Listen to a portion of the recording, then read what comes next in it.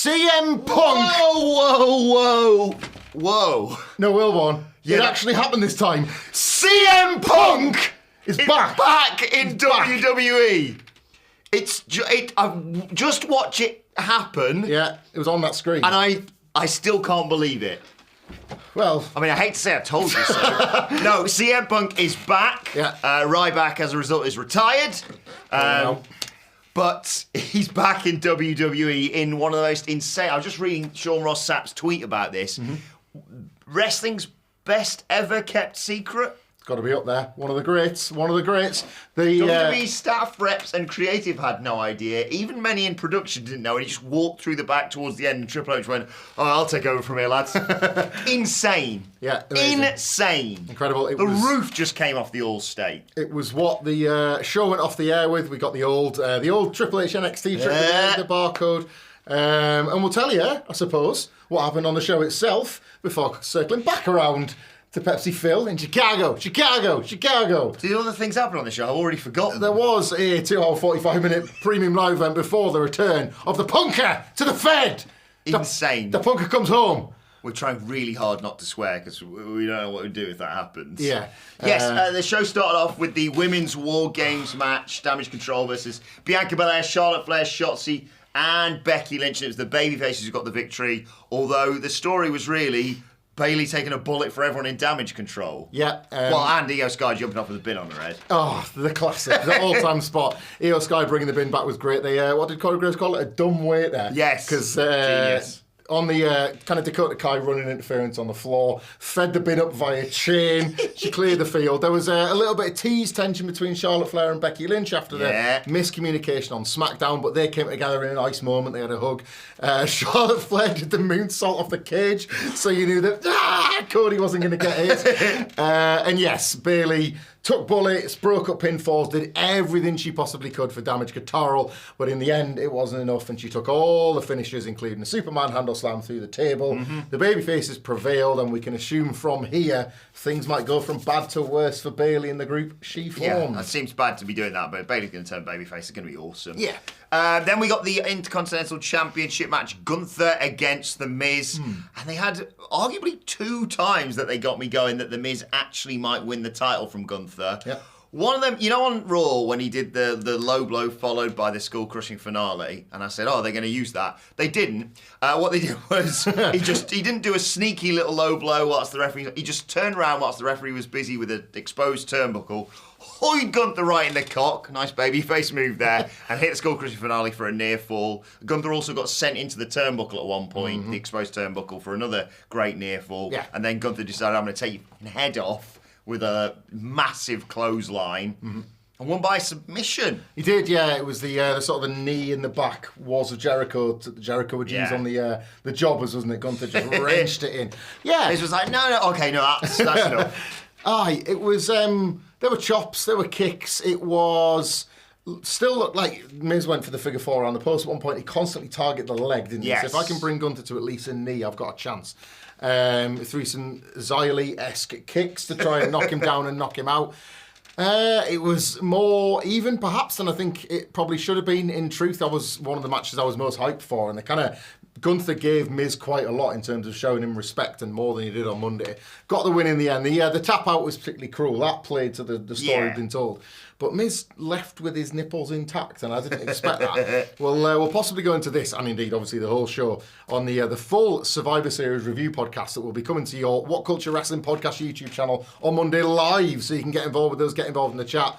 Have a bit of fun, talk about, we know what you're going to talk about. If we find time to talk about anything else on this show. But yeah, this was one of those. One of the matches I really enjoyed from this show was the singles match between Santos Escobar and Dragon Lee, who was a late replacement following SmackDown for Carlito. I know Dragon Lee's lost now. He didn't lose anything in my eyes this one. I thought these two worked brilliantly together. Yeah, Dragon Lee's been playing this great match guy on SmackDown with a loose affiliation with the LWO. And suddenly when Carlito was out, we needed a great match guy with a loose affiliation with the LWO. But it gave Santos Escobar his first big win as a singles heel since turning on Rey. Yeah, he pulled the mask. There was a point where he trapped Dragon Lee in the steps, tried to do what he'd done to put out Rey Mysterio. Like gets amputated. And he got the win. And I think this is more the beginning of something for for Santos rather than just this coming out party. He's been on the roster now for a long time, and it was just an opportunity to flex as a heel. We were comparing him to the potential that Swerve has over in AEW in terms of being a real mega star heel as we head into 2024.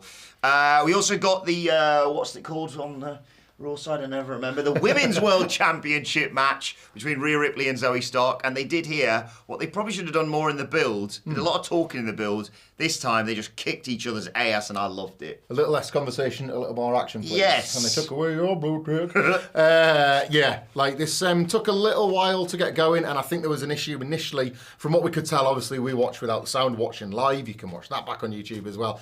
But it felt as though Rhea Ripley, as you would, I guess, expect, was just a more over character in the building. So every time that Zoe was trying to get something going, it wasn't like there was maybe that groundswell of momentum until it appeared as if she was going to hit that Z360. But again, Rhea just continued to power out and power out and power out.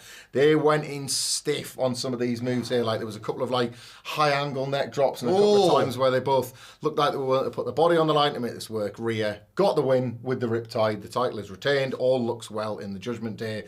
And there'd be more of Rhea, the Judgment Day, and titles almost later on. Yeah, throughout the show they built that the Judgment Day had a plan.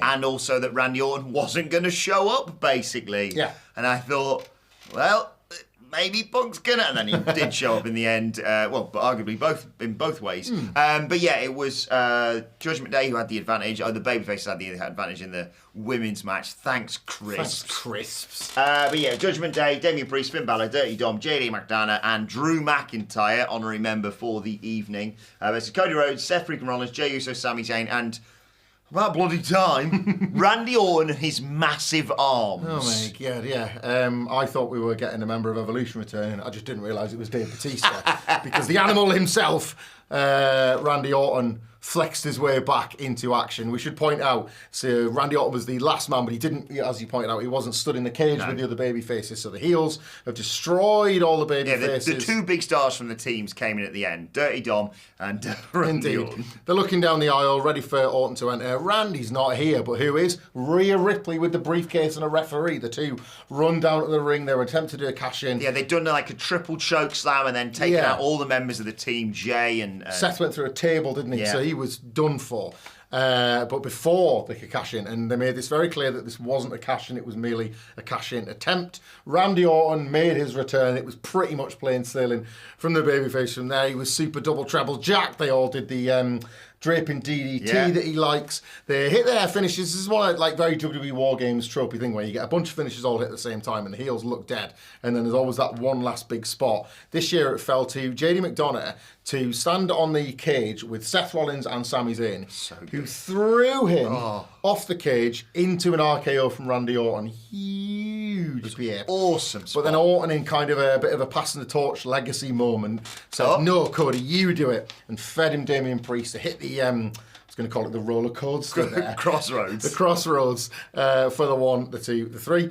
The baby faces were all celebrating. The barcode came up in the corner, and you just prepared to come and sit and do this video. I was ready for everyone to go after me on social media. You're wrong, Adam. And I will now await your apologies in whatever form you want to do it. You can just send straight money to the WhatCulture office if you really want to apologise. If there was a space behind the camera that we're looking at, World One would currently just be doing laps around it over and over again. Take a victory lap on this. Yeah, I was literally the only pro wrestling journalist brave enough to suggest that this would happen. So just ignore everyone else probably going forward. But no, this isn't about me. Punker. This isn't about me, at least for now. I'll be taking more than enough victory laps in the coming weeks, months, or years probably, as being the only guy to call CM Punk's return to wrestling twice. But yes, CM Punk, the takeaway here, burying the lead. CM Punk has returned to wrestling, to WWE. First time he's been there in 9 years? Mm-hmm. Yeah. Of course, the Royal Rumble 2014, last time we saw him in WWE. So the gimmick in the corner. Me and Havler think we've gone into some sort of fever dream. Yeah, I'm still seeing his logo flashed up, and even though you had the Allstate, his logo, his music, I thought, I don't believe this is happening until I actually see him walk out, and a freshly trimmed Phil Brooks walked out, white T-shirt, celebrated with the Chicago fans. I mean, there may be more developments on this with the press conference, and we'll obviously bring you all the news and fallout from this in the coming hours, days, weeks, etc. But yes, CM Punk is back in WWE, and I still can't believe that's the sentence I'm saying. I seem to recall that myself and Andy Murray had a bet, should he return to Survivor Series, that Punk, well, I think he will, but the Punk wouldn't make it to WrestleMania. So I look forward to formalising a good Brews coffee bet with Andy Murray on Monday morning. The world has changed yet again. And the one thing that remains the same in this world that we inhabit is that it's so much better with CM Punk in it. Yes! Yes, let's go! Let's effing go! Gonna be chaos. I can't wait to watch it unfold, and I'm assuming we would guess that there will be more on this from this Monday's Raw, which of course takes place from the All-State. God, yeah. The final night, so it would be surely wise of the follow-up to happen in the same building that this all did tonight. It's going to be all the conversation. Unless you want to send him down to NXT to train back up for a bit. I would imagine this story's developed 50 times over as we've been recording this video. So there'll be loads more, and as Wilborn says, there'll be tons on the channel as well. Keep it here for all your CM Punk news and absolutely everything else exploding out this. Yeah, let us know how you reacted to this on the night, or did you turn off? Did you do the dreaded, well, there's the logo. I'm not watching any more of this evening. What you think is the next thing that they're going to do with CM Punk, what he does at the Rumble, what happens at WrestleMania, how long this relationship's going to last, what you think was discussed on the hour-long phone call he had with Triple H apparently earlier on in the week, how they kept, I think, the best kept secret in wrestling. It's feeling pretty good right now. What happens next? Let us know on X at WhatCultureWE, most importantly in the comments section below. Like, share, subscribe, and enjoy the ride, most importantly. Humphrey, your final thoughts whilst I awkwardly turn off this what went down. Bye, everyone. My very last thought before Wilborn does turn the camera off is that it's gone 4 o'clock in the morning here in the UK, and I don't know how, after that, I'm going to be able to go to sleep. We'll see you soon.